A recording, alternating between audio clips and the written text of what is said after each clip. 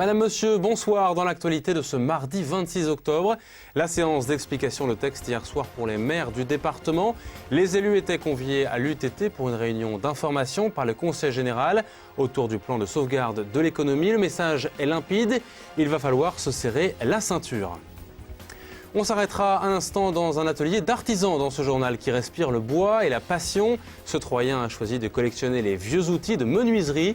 Il en possède plus de 1000 découvertes à suivre. Et puis dans le JT des Nuits de Champagne, on reviendra sur le triple concert hier soir au Cube. Le festival est cette fois complètement lancé. La ville s'est d'ailleurs mise aux couleurs des nuits. Le JT des Nuits de Champagne, c'est tous les soirs cette semaine aux alentours de 19h40. Mais d'abord, une bonne nouvelle, les chiffres du chômage dans l'Aube publiés à 18h, ils font état d'une baisse du nombre de demandeurs d'emploi. Leur nombre est repassé sous la barre des 13 000. On comptait à la fin du mois de septembre 12 643 demandeurs d'emploi, soit une baisse de 2,9% par rapport à août dernier. Et ce soir, c'est une nouveauté sur Canal 32. À chaque fois que nous vous donnons les tendances du chômage, Pôle emploi nous précise les secteurs qui recrutent dans le département. Si vous cherchez du travail, tout d'abord les centres de contact et de relations clients de l'agglomération troyenne, autrement dit les centres d'appel. Ils poursuivent leur campagne de recrutement. 200 postes de téléconseillers et de chargés de clients sont à pourvoir en ce moment. Aucune qualification particulière n'est requise pour ces emplois. Et puis, la taille de vigne sur la côte des Bars, un autre secteur qui recrute, du côté également de Romilly.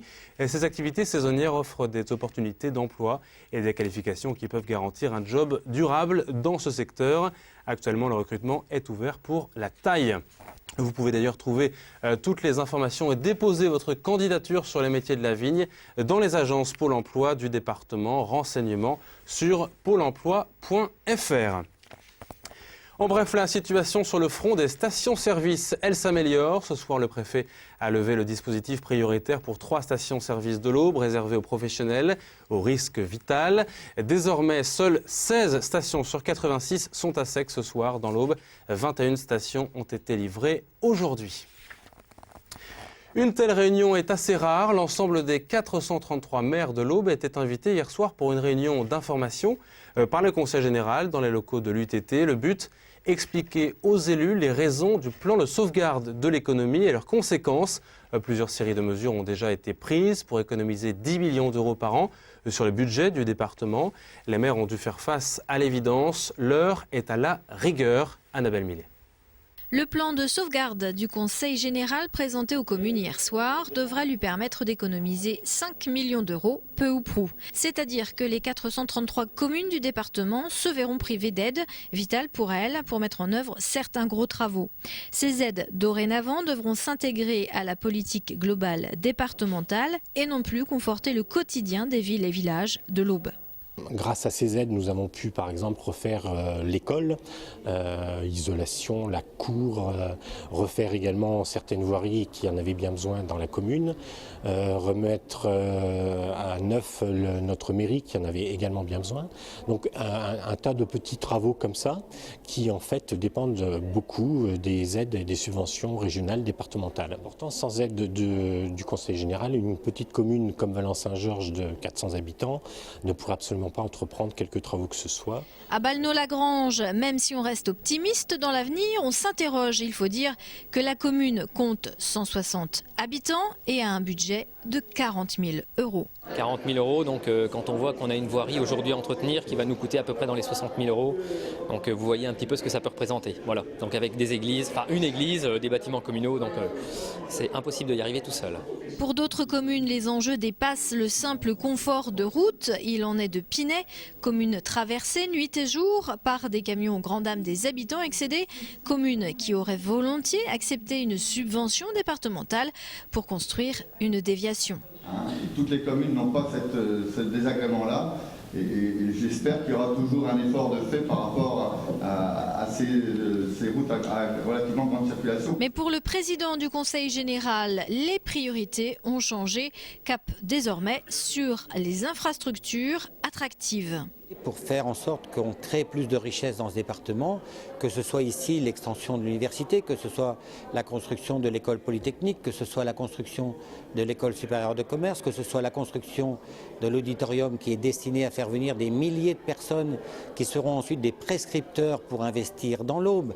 Parce que c'est ça qu'on vise, c'est des gens qui viennent d'un certain niveau et qui pourront ensuite parler de la qualité de l'Aube, parler de son rayonnement, parler de son attractivité et donc qui donneront du travail dans les hôtels, dans les restaurants, donc à nos enfants, à nos voisins, à ceux qui aujourd'hui n'ont pas d'emploi. Si la majorité des maires présents hier soir a eu bien conscience que les maîtres mots aujourd'hui et demain sont économie, maîtrise des coûts et gestion au plus juste, elle n'en reste pas moins dépitée. Par quoi seront remplacées les aides départementales, réduites, voire supprimées? Personne aujourd'hui n'a plus grande capacité d'anticiper. À Troyes, c'est également peu courant. La ville a engagé une procédure de mise en péril sur le bâtiment situé 3 et 5 place Saint-Pierre, juste en face de la cathédrale. Le propriétaire dispose maintenant d'1 mois pour formuler ses observations. L'hôtel particulier en chantier menace les bâtiments avoisinants. Le président de l'association Sauvegarde et Avenir de Troyes, Pascal Thomas, s'en était inquiété il y a quelques semaines. Il revient sur ce sujet au micro de Cyril Tavernet. Nous sommes particulièrement inquiets par l'état du bâtiment qui se trouve derrière nous, qui risque d'abord de s'effondrer et qui risque en plus d'attirer vers lui le bâtiment d'à côté qui est le Cellier Saint-Pierre et qui est une des plus belles charpentes et une des plus anciennes charpentes civiles de France et même d'Europe.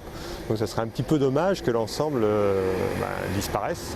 Le bâtiment date de 1539, il a été reconstruit donc à cette époque par le chanoine Jean Hennequin. D'ailleurs à l'intérieur il y a le blason des Hennequin sur une des poutres. Et les services, notamment les services du secteur sauvegardé, suivent de très près cette opération, suivent de très près l'opérateur et l'architecte de l'opération.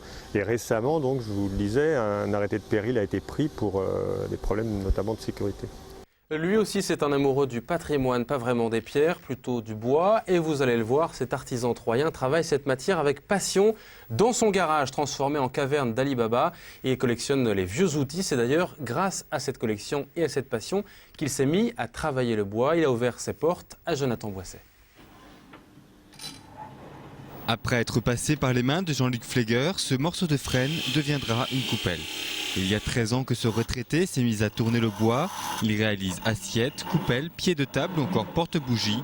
Ce qu'il aime, c'est le fait de travailler cette matière. C'est le ressenti, si vous voulez, de l'outil qui coupe le bois, les vibrations qu'il y a dedans, les odeurs, parce qu'il y a certaines essences qui ont des odeurs vraiment très agréables. Et c'est toute cette partie-là et on voit l'objet qui prend forme, qui se dessine à fur et à mesure que l'on travaille. Et je trouve que ça, c'est merveilleux. Ce tourneur passionné, comme il se définit lui-même, a découvert ses sensations grâce à une autre passion. C'est une passion qui est venue suite à la collection des vieux outils, que j'ai commencé, pareil, là, à peu près 14 ans, on va dire. Comme c'était des outils qui avaient quand même un passé et qui avaient déjà travaillé quand même pas mal, donc les manches n'existaient plus. Et le problème qu'il y a eu, c'est que les manches qu'ils vendaient dans le commerce en plastique sur des vieux outils, c'était pas génial. Donc j'ai eu l'idée d'acheter un petit tour avec une perceuse et de me mettre au tournage pour justement fabriquer ces fameux manches.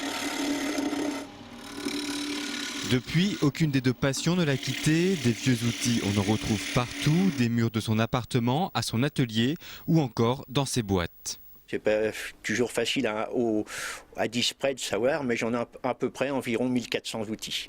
De tous les vieux métiers, de nos ancêtres, de nos papis qui eux, ont travaillé avec, qui avaient, et quand on leur en parle, qui sont fiers encore de leur métier, malgré qu'ils ont 80 ou 90 ans. Pour Jean-Luc Fleger, le tournage est avant tout un plaisir, une passion qu'il aime faire partager lors de démonstrations. Et la partie la plus appréciée est l'envol du copeau. Il faut que ce soit des outils qui coupent énormément, parce que si on fait de la poussière, malheureusement, c'est pas du tournage.